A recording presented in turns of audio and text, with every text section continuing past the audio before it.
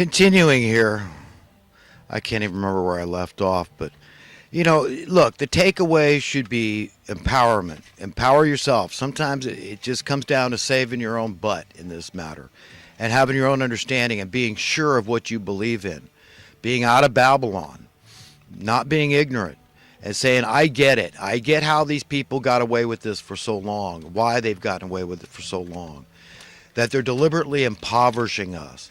This is by design. They need a huge segment of society divided with the other. So there's a lot of classism involved too. And all these people with intellectual prowess like Alex Jones that don't understand this issue about, the inflation being bad and, this whole idea of the value of your house going up and this is good, that's a good thing. It's like saying coin clipping is a good thing or currency debasement is a good thing. It's not. It never is. It never will be. And we've got to be logical here. And even if you say, well, I hate liberals, I hate socialists, I hate Democrats, I hate people that believe that, this liberal theology that's bent on failure. Well, I don't believe it. That's not what I'm condoning here. I don't believe in that either. I believe in fiscal prudence. Okay, that's it. And we haven't seen that at all. And the way to solve our problems is by empowerment. And sometimes, look, even if the whole world disagrees with you, if you know you're right, you got to stick to your guns. And that's all I'm doing. I know I'm right about these issues. I know how they've done it. I've been watching this thing unfold for a long time. And I'm sick and tired and up to here I've had it. But I turn to God to sustain me, to help me to cope and contend in this storm. But it's going to turn around. It's going to be very tumultuous. It's going to seem very traumatic for people financially. But here, I'll explain it to the rich to where they understand they're not going to lose. Let's say you've got $1 billion in real estate holdings. You've got 10, 15, 20 apartment complexes and countless houses. Okay, and they're worth $1 billion. Your net assets are worth $1 billion. Okay, let's say we go back, revisit 2008, and we have that market correction I talked about, the implications thereof. And your net worth goes from $1 billion to $250 million. You say, well, that'd be horrible. That'd be horrific for me.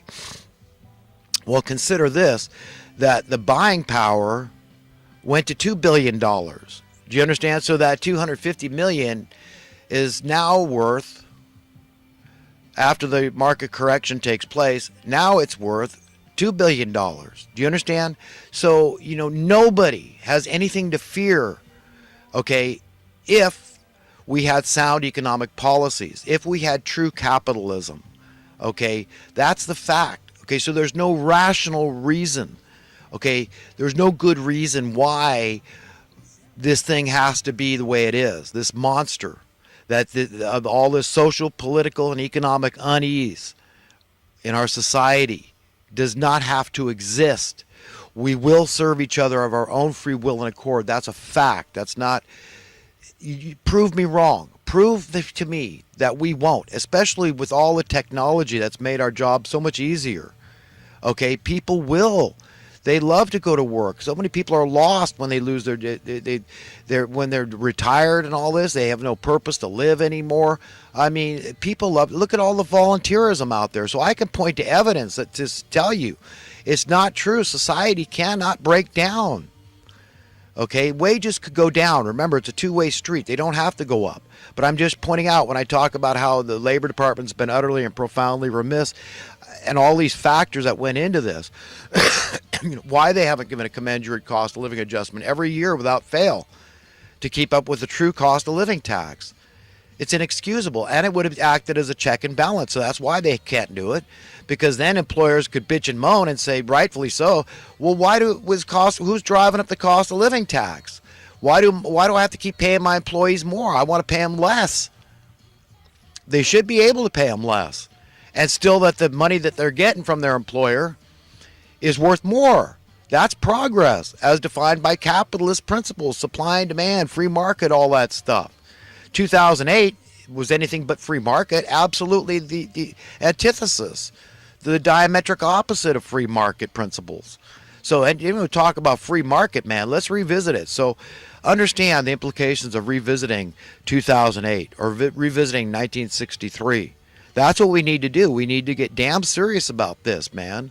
We're screwing it up for everybody all around the world. Everybody uses dollars all around the world. You bet they use them in, you think the gangs down there in El Salvador and San Salvador don't accept these things, or the Mexican cartels and all this? You better believe it. Everybody takes dollars all over the world. We're screwing it up everywhere.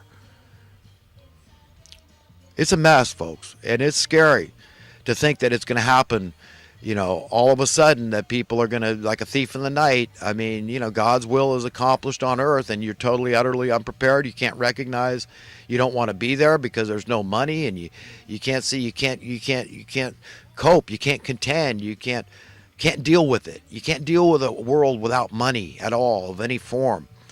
You see, that's why I'm saying, I'm always encouraging people, prepare yourself for that time. It's very biblically based. The Muslims have to agree. They better. If they don't, they're all going to hell. The Jews better agree, or they're all going to hell. That you better be able to imagine a world that God is in control of. Okay, that we are allowing him. We are giving up our authority to be in control and saying, God, we can't do this thing. This money beast has just taken over and we can't contend with it. Time after time through history, it's just overtaken us and caused bloody revolts over and over. Who's controlling the issuance of the currency? All this. But look, we're never going to get it together. If we don't get issuance of the currency, okay, we the people, okay, then things are just going to keep on getting worse. I mean, I'll tell you. Believe me, I'll be the first. I live in California. So I'll tell you, if I start seeing the cost of living tax going down, that's a litmus test. That's the evidence. Then I'll have some very positive news to say, look, God's will is being accomplished. That we're going to finally turn this thing around. They've pushed the envelope as far as they can. They've kicked the can as far as they can. They passed the buck as far as they can. And now, finally, God is empowered just regular human beings like Donald Trump and other good white hats in the world, in the political world, positions of power in the world, to truly affect change and bring your cost of living tax down. I'll let you know. But that's the only evidence I'm going to accept, because I'm not going to accept pay for adjustments for minimum wage. Look, the math can be done. It'd have to be over $40 an hour by now. That's never going to happen. Never going to happen, is it? We know it's never going to happen. In order for a minimum wage worker to enjoy a middle-class life where they could be a homeowner in California, they would have to make at least $40 an hour on average. In some areas, dramatically more than $40 an hour. Do you understand? Just to be equivalent to what it was like in the mid-'60s in terms of the ability for a minimum wage worker to buy a home. You think we're ever going to get there again? So that's not the evidence I'm looking for, is wage increases, cost of living adjustments. No, I'm not seeing that. So I hope I've made my point, folks, and I really want you to get it. I really do, because freedom is not the kind of thing you can go alone. I have to really encourage other people to find out what it's going to take for them to be happy. And you've got to be free. You've got to be financially free. And the only way you can do it is to get this monkey off our backs, okay, is to wean ourselves off this drug, Satan's ambrosia, money, is to have sound economic policies, whereby the worth of your currency just gradually increases. You start with it here. Okay, we established a fair minimum wage, right, like we did in the 60s, and now we build on it. So you can have wage decreases and still the buying power of your dollar goes up. So your standard of living goes up as the worth of your currency goes up, as you see real progress relative to supply and demand free market capitalism. Okay? So yes, I'm for a basic income, and I think anybody that's against a basic income, remember, you're for everything that's caused by desperate, abject poverty. Women getting abortions, it's your fault, because you want to spite, don't want to, you're willing to cut off your nose to spite your face just because you hate liberals so much. Because your taxes will go down dramatically, I promise. Because there's going to be a lot of layoffs in these government agencies. Okay. You're against setting the captives free.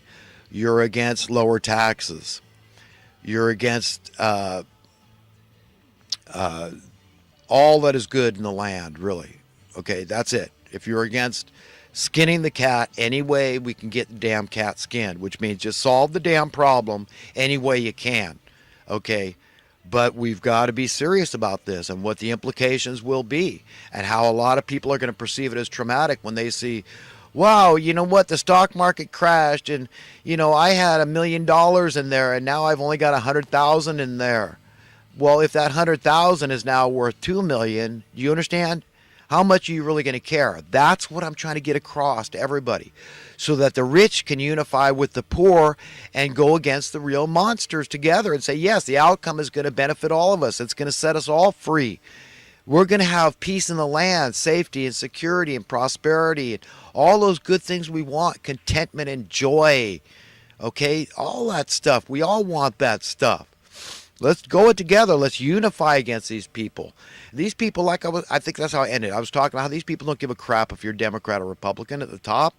That's what I mean. The worst kind of political. That's what's going on here. That's who's running roughshod over us. A bunch of freaking a-hole, idiot, money-loving freaks, man. I'm just saying that by their fruits, that's who they are. They don't care about humanity. They care about money and power and control. That's all they want. That's what they want. Their dream is they love their lives in this world. And these are the people, the status quo establishment minions of Satan, that are going to hell on a rocket. It isn't because it's a mean, avenging God coming back. They're buying their own ticket to hell. These people would be miserable in a world without money, where they couldn't have a one-up, an advantage over others, where there was no possibility of that, where they were equal with other mere mortal beings, mere human beings. You understand? They don't want to be there. So what's God to do? In His mercy, He's going to give them what they want. But they don't. They're insane people, so they don't. They're going to a horrible place with the weeping and the gnashing of the teeth. And could you imagine these people all stuck together with nobody to bully except themselves, like-minded people like themselves, these money lovers sitting on their piles of money, burning in hell? It's like, yeah. I mean, these are deranged, delusional freaks, man. I mean, I don't know how to describe it, but do you want to be there? So believe in equality, man, and that means, look, if you don't believe in full equality, okay, it has nothing to do with individuality. We're all better at some things than others. Nobody's really equal in that sense. That's not the kind of equal I'm talking about. I'm talking about freedom. Okay, by default, if you don't believe in any full equality, then you are believing in inequality, and then the sky's the limit. You open the floodgates of hell. I've already explained this. All right, on to some current events. And I'm sure some of it's going to have to do with immigration here, but I didn't like Melania's jacket. I thought that was kind of lame. Some stupid jacket that says... I just don't care. Do you? You see, I've often compared caring to loving. So you could supplant the term care with love. I just don't love. Do you? You see, that to me is very immature. But I like Melania Trump very much, and I'm not going to condemn her on that. Donald said that it was specifically about the fake news media, that, I don't care what you have to say, because you're just going to spin it. It's propaganda and BS, which she knows, of course, that's true. I don't know really I can't get in Melania's mind. I can barely get in my own mind sometimes. I have to ask God for help in understanding the way I think sometimes. So I'm done talking about the coat.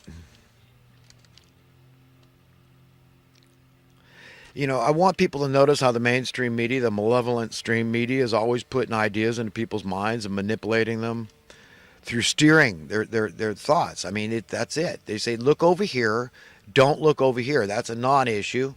But really, it's super important and people are interested in it. But we just, we forget about it in time. Once it's not a hot off the iron, hot off the presses, subject anymore. We forget about it. This is how they keep us stupid, and they're manipulating us in mass and getting us divided. Do you see how divisive they are? The stuff they focus on with this immigration detention camps down there. Do you ever hear the mainstream media point out that, hey, if you commit a crime, social services is going to take your children away because you're going to be in jail. And of course, they're not going to put your children in jail. Children didn't commit the crime. The parents did. So you understand why they're separated from the parents, and only 1 in 10 of these children have parents even? You hear the mainstream media talking about that? You hear them ever talking about pointing the finger at these countries with the problems and getting our own military down there to help them out? Because they got no police or military. They're all ineffectual and feckless bunch of pieces of you-know-what. Okay? So no, you won't hear the mainstream. See how they're steering us? Do you understand? They're steering the conversation to propaganda. They're getting us to think in like insane people. They're trying to render us in their image and likeness. They're madmen. Remember, so the mainstream media, they're all going to go mad. You know, so those that the gods would destroy, they first make mad, right? So that's what's going on here, and it's going to become more and more clear who the insane people really are. And you see these people, they're so sanctimonious, they're going into tears, all this acting and all this crap. When we've got our own native sons and daughters dying out in the cold, we got Obama over there starting one war after another in the Middle East. Look at Libya today, what he did. Countless children, innocent men, women, and children dying in these